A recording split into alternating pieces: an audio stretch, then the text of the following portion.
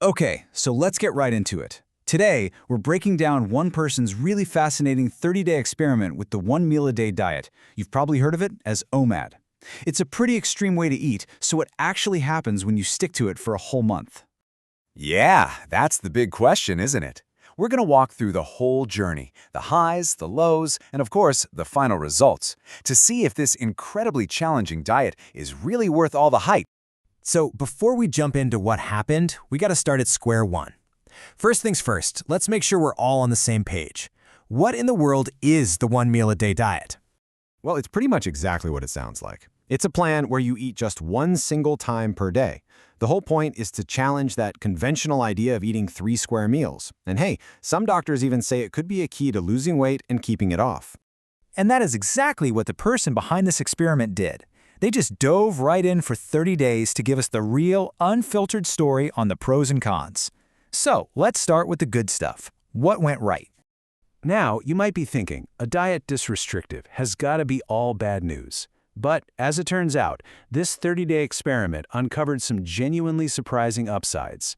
The benefits really boiled down to 4 key things: how simple it is, the freedom to eat foods you actually like, a potential drop in appetite, and of course the big one, weight loss.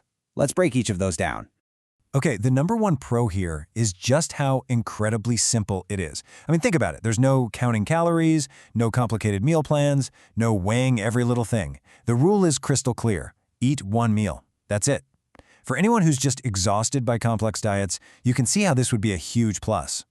And this leaves us to what our source called the biggest highlight. You get the freedom to eat your favorite foods. You want a cheeseburger? Have at it. Craving some ice cream? No problem at all. In that one meal, you have so much freedom, and that can make the whole thing feel a lot less like a punishment. Here's another really interesting result: a smaller appetite. After fasting for most of the day, our experimenter found that they just didn't feel the urge to overeat. And you know, this personal experience lines right up with that common theory that fasting can actually shrink your stomach, making you feel full with a lot less food. But, and this is a really big but, there's a crucial catch here, especially if you're aiming for weight loss. While you can eat what you want, you can't go completely wild. The plan is still about losing weight, so that freedom comes with the responsibility of not trying to squeeze a whole day's worth of calories into one sitting.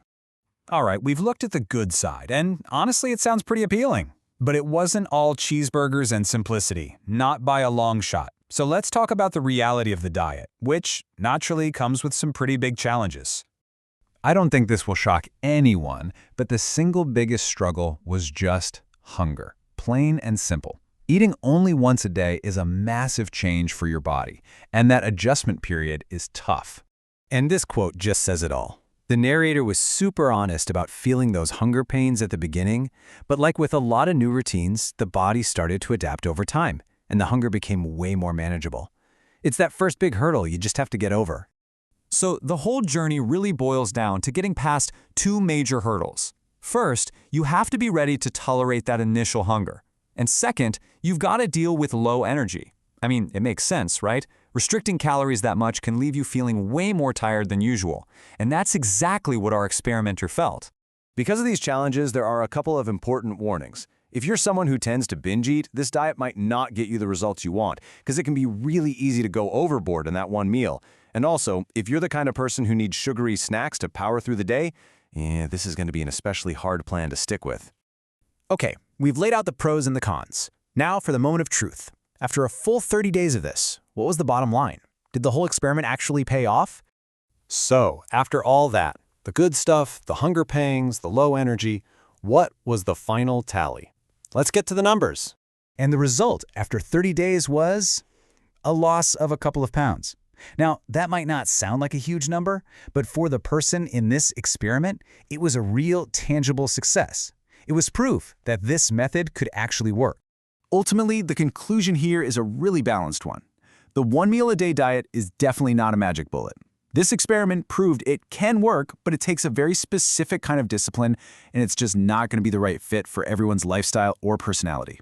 And that really leaves us with the perfect final question. The rule of the diet is incredibly simple, but the journey of actually adapting to it is anything but. So you have to ask yourself, for a few pounds and the freedom to eat a cheeseburger, is that trade-off really worth it? That's definitely something to think about.